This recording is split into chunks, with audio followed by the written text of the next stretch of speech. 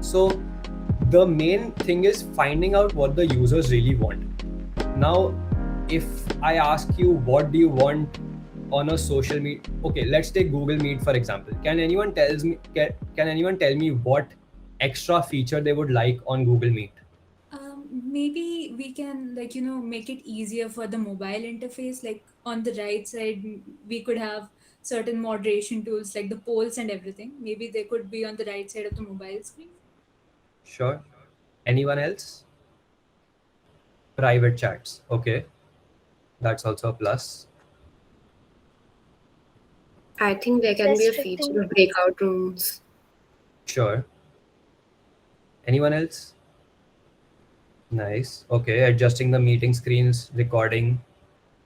Now, I'm not sure how many of you realize, but all of these features that you mentioned are present in different platforms. A lot of the features that you mentioned are available in Zoom. Now, maybe this came to your head because you have seen those features, or maybe some people already thought of having private chats and things like that, and realize that a platform like Zoom already offers that. And which is why, even though Zoom is not completely free, you might move to that software because they're providing those features.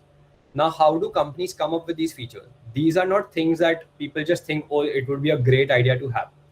These are things that come from customers as pain points, that they don't have access to these certain features, and these are things that are breaking the way they experience a certain software.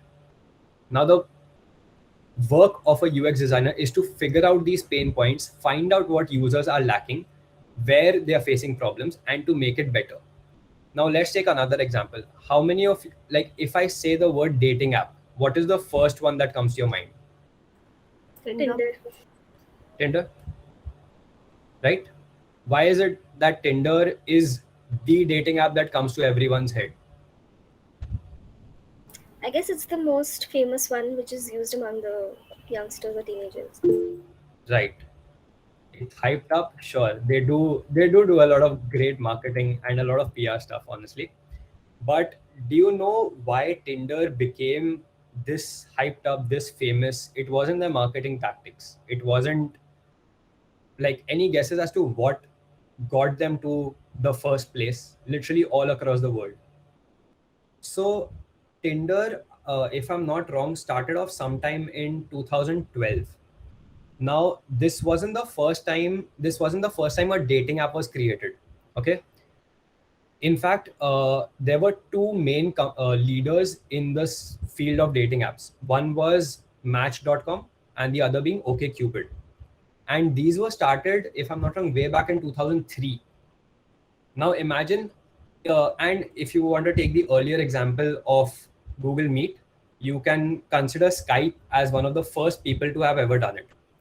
Now, the difference between coming first and being the best is that they didn't keep up with what the users wanted from it. Skype was the first platform to ever being able to implement proper video calling and certain features. But why did Google Meet, Zoom, and other companies catch up so easily? It was because they didn't see their customers' pain points. Now, coming back to Tinder, right. So Google also introduced video calling in Gmail, and that integration made it a lot easier for people to utilize the services instead of Skype, which honestly it logged you out. You had to remember your password, all of these things, and it made it a lot more complex. Now, the thing with Tinder when it was introduced in 2012, what it did was it introduced the swipe structure. Instead of users being able to randomly text whoever they want, which and there were a lot of issues with the kind of people who could text you, or the people who could see your profile and things like that. And even just to sign up to any of these platforms, you had to go through a lot of forms that you had to fill. But what Tinder did right was they were one of the first people to introduce your profile linking to Facebook, which automatically got your pictures, your name, age, everything that you needed for a profile, and set you up automatically. So the sign up process was completely seamless. And the other thing was that you could meet whom you wanted to meet. Now, that's not to say that Tinder addressed every issue, right? If you see today, there's Bumble, there's Hinge, there's literally so much competition. Now, why is that? Because each app addresses a certain pain point of a user. For example, Bumble shot to popularity because it focused on the pain points that women were facing. It allowed them to, it makes them send the first message. Otherwise, you can't initiate a chat. It may, it provides a much safer environment in general, which made it more, it made it a lot more attractive than Tinder did. And Hinge allows you to text a person first and allows the person to match according to what you say. So, each app tries to solve a certain pain point.